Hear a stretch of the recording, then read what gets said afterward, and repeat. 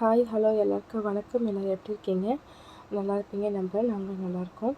இன்றைக்கி என்ன ஸ்பெஷல் பார்த்தீங்கன்னா, சண்டே தாங்க இது. இது வந்து எப்போயோ எடுத்த வீடியோ. ஸோ அதுக்காக நான் ஃபஸ்ட்டு சாரி கேட்டுக்கிறேன். ரொம்ப நாள் கழித்து வீடியோ போடுறேன். காரணம் என் ஃபோன் வந்து ஃபால்ட் ஆகிடுச்சு.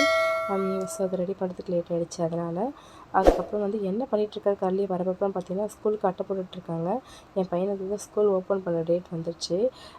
ஆனால் வந்து இது முன்னாடியே செய்ய வேண்டியது. ஸோ தள்ளி போய் வந்து 2 நாளில் ஸ்கூல் ஓப்பன் பண்ணாங்கன்னா அப்போ தான் வந்து விறுவிறுன்னு போட ஆரம்பிச்சாச்சு. ஸோ கூட சேர்ந்து நானும் கொஞ்சம் போட்டேன். அதுக்கப்புறம் எனக்கு வேலை இருக்குன்னு நான் எழுந்துட்டேன். அவங்க போட ஆரம்பிச்சிட்டாங்க. ஸோ பாப்பாவுக்கு வாங்கின ஸ்கூல் வாட்டர் கேனு கூட வந்து கொசுறு அவருக்கு சின்ன பையனுக்கு ஒரு வாட்டர் கேனு.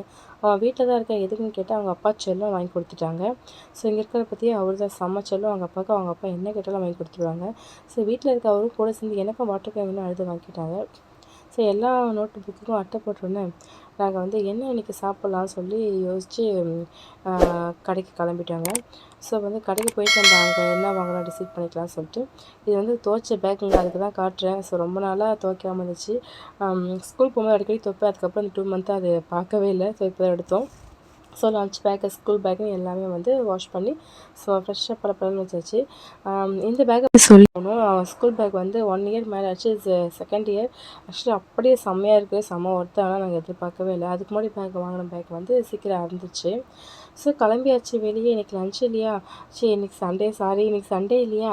இன்றைக்கி என்ன லன்ச்சுன்னு ரொம்ப ஸ்பெஷலாக எல்லோரும் யோசிக்கக்கூடிய நாள் இன்றைக்கி. மற்ற நேரத்தில் என்னென்னாலும் சாப்பிட்ருவாங்க. சண்டே கண்டிப்பாக ஸ்பெஷலாக எதிர்பார்ப்பாங்க. அதுக்கு தான் கிளம்பிட்டோம். ஸோ போயிட்டு ஃபஸ்ட்டு ஃபிஷ் மார்க்கெட்டில் போயிட்டு அங்கே போய் டிசைட் பண்ணிக்கலாம் சொல்லி நாங்கள் போகிற வழியில் வந்து பெட்ரோல் வந்து காலியாக இருந்துச்சு. பெட்ரோல் போட்டுட்ருக்காங்க. என்ன ஒருத்தருக்கான்னு பார்த்தீங்கன்னா என் பெரிய பையன் அவர் வந்து விளையாடிட்டுருக்காங்க பசங்களோட. நான் வரல, நீங்கள் போயிட்டு வாங்க அப்படி சொல்லி எனக்கு டாட்டா காமிச்சு அனுப்பிச்சிடுறாங்க. எப்பவுமே அது மாதிரி இருக்க மாட்டாங்க. நானும் கூட வரேன்னு எங்கேனாலும் வந்துடுவாங்க. இப்போ வந்து கொஞ்சம் வளர்ந்துட்டாங்க இல்லையா? அதனால வந்து கொஞ்சம் அவாய்ட் பண்ணுறாங்க வெளியே வரதுலாம்.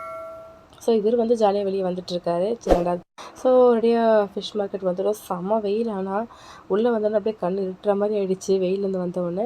ஸோ ஃபிஷ்ஷெல்லாம் பார்த்தோன்னே நிறைய இருந்துச்சு. எங்களுக்கு வந்து நல்லாவும் இருக்கணும் ப்ளஸ் வந்து முள் இருக்கக்கூடாது அப்படின்றதுக்காக பசங்களுக்காக தேடி தேடி ஒரு சண்டையாக வாங்கிட்டுருக்கோம். அப்படி ஏதாவது டேஸ்ட்டான முள்ளாத மீன் உங்களுக்கு தெரியும்னா எங்களுக்கு கமெண்ட் பாக்ஸில் சொல்லுங்கள். ஏன்னா ஒரு வாட்டி எங்களுக்கு மீன் பேர் தெரியாமல் அங்கே போய் முழிச்சிட்டு நிற்போம் நாங்கள். அவங்க மீன்காரங்க சொல்கிற மீன் தான் நாங்கள் வாங்குவோம். சொல்லியே கேட்போம். குழந்தைக்கு விட்டணும், குழந்தைக்கு முள் இல்லாத வேணும், நல்லாவும் இருக்கும், நல்ல மீனாக வேணும் அப்படின்னு சொல்லிட்டு. ஸோ அது மறுபடியும் நெக்ஸ்ட் வீக் போகும்போது மறந்துடுவோம். ஸோ உங்களுக்கு பெஸ்ட்டு நல்ல மீன் பசங்க கொடுத்தா நல்லது எதுனா கமெண்ட் பாக்ஸில் கொடுங்க. கொஞ்சம் உதவியாக இருக்கும். ஓகே ஃபிஷ்ஷு வாங்கி கட் பண்ண கொடுத்தாச்சு. நான் வெயிட் பண்ண அதை வைக்கவும் மாட்டேன். வாஷ் பண்ணும் போதே நான் வந்து அம்மா வீட்டில் அதெல்லாம் செஞ்சதில்லை. ஸோ இங்கே வந்து செய்கிறேன். அதனால் கொஞ்சம் தைரியத்தை வச்சுட்டு அதை வாஷ் பண்ணுவேன்.